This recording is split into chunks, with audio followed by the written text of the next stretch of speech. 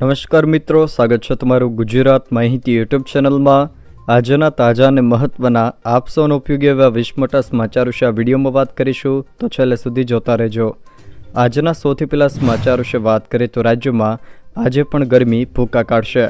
રાજ્યમાં આ વર્ષ માર્ચ મહિનામાં જ આકાશમાંથી અગનગોળા વરસતાવતી ગરમીનો પ્રારંભ થઈ ચૂક્યો છે।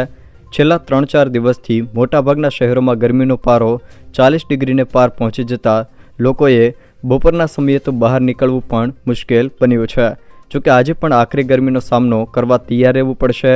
હવામાન વિભાગે 12 માર્ચે 9 જિલ્લામાં ઓરેન્જ જ્યારે 3 જિલ્લામાં ભારે ગરમીને લઈને યલો એલર્ટ પણ જાહેર કર્યું છે। જોકે ભુજમાં 42 ડિગ્રી તાપમાન, સુરતમાં 41.8 ડિગ્રી, રાજકોટમાં 41.7, સુરેન્દ્રનગરમાં 41.7, વલ્લભ વિદ્યાનગરમાં 40.9, કેશોદમાં 40.8, અમદાવાદમાં 40.4 ડિગ્રી, ગાંધીનગરમાં 40.4 ડિગ્રી, મહુવામાં 40.4 ડિગ્રી, નલિયામાં 40.2 જ્યારે અમરેલીમાં 40 ડિગ્રી તાપમાન નોંધાયું છે। ટેકાના ભાવે કપાસનું વેચાણ કરવા ઈચ્છતા ખેડૂતો માટે ખાસ સમાચાર।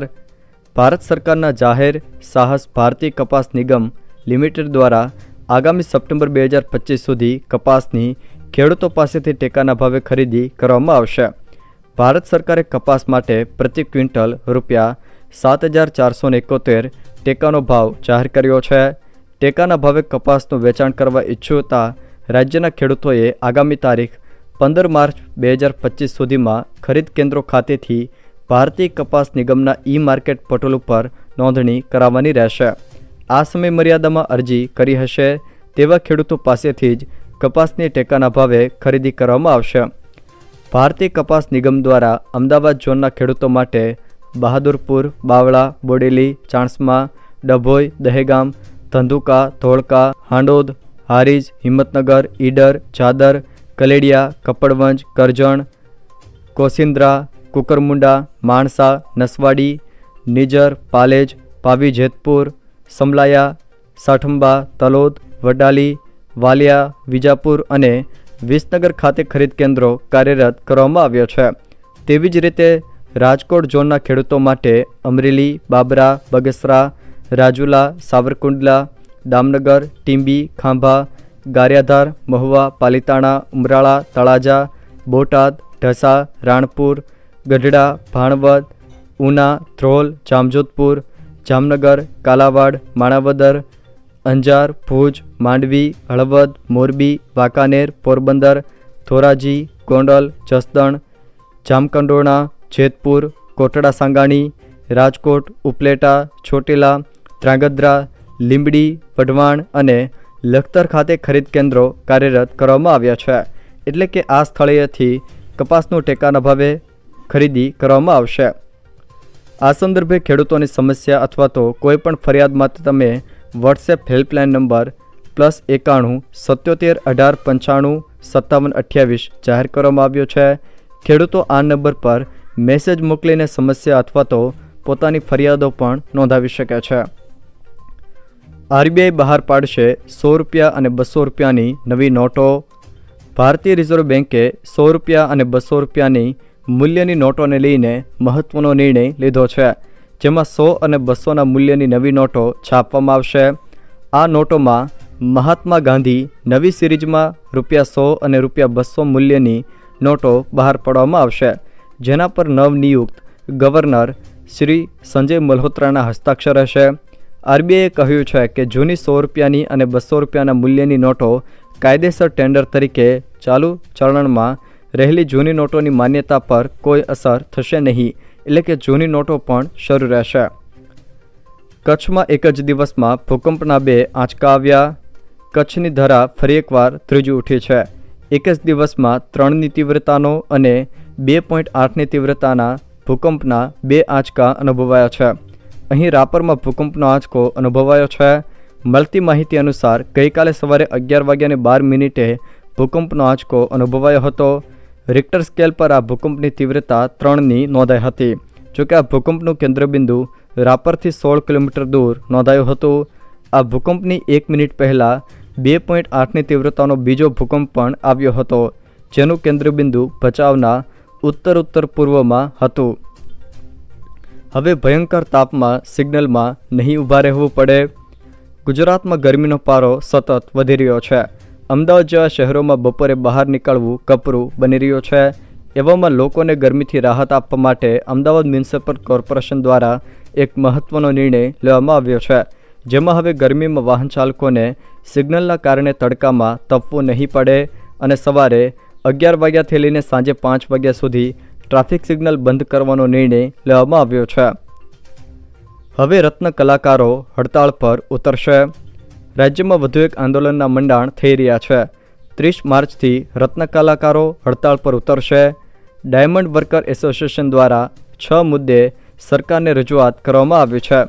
સરકારને રજૂઆત પણ પરિણામ શૂન્ય આવતા ડાયમંડ વર્કર એસોસિએશન હડતાળ પર ઉતરવાની ચીમકી ઉચ્ચારી છે. જોકે બીજી તરફ ડાયમંડ વેપારી દામજી માવાણીએ બેરોજગારીની વાતને નકારી હતી. રત્ન કલાકારોને કામ માટે તેઓની પાસે મોકલવાની વાત કરી છે. જોકે હીરા ઉદ્યોગકાર માટે હાલ મંદીનો માહોલ જોવા મળી રહ્યો છે, જેને લઈને વિવિધ હીરા ઉદ્યોગકારોએ મુખ્યમંત્રી ભૂપેન્દ્ર પટેલને મળીને રજૂઆતો કરી હતી.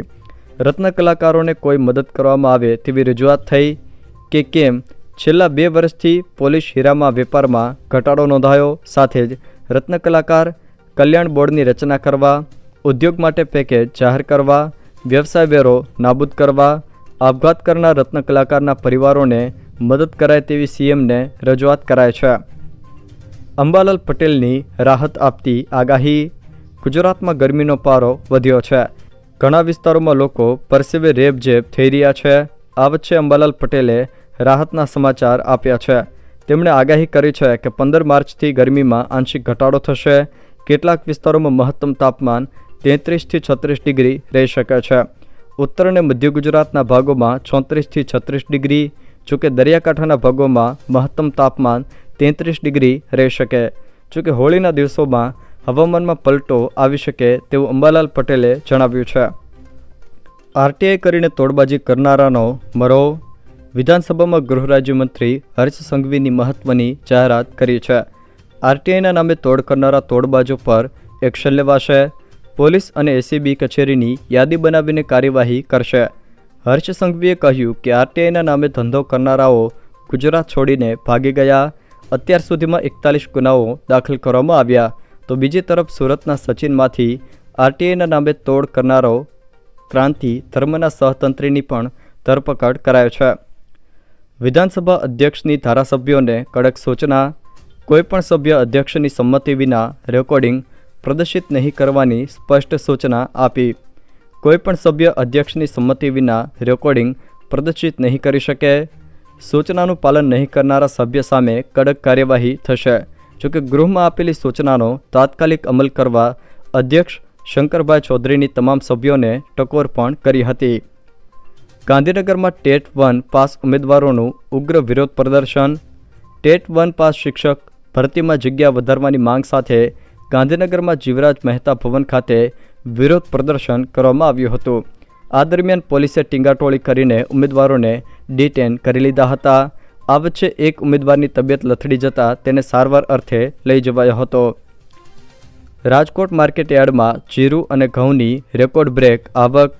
રાજકોટ માર્કેટયાર્ડમાં જીરુંની 66,000 મણ અને ઘઉંની 64,000 મણની રેકોર્ડ બ્રેક આવક નોંધાઈ છે. માર્કેટયાર્ડમાં જીરુંનો ભાવ 3500થી 3,901 રૂપિયા પ્રતિ મણ બોલાયો હતો.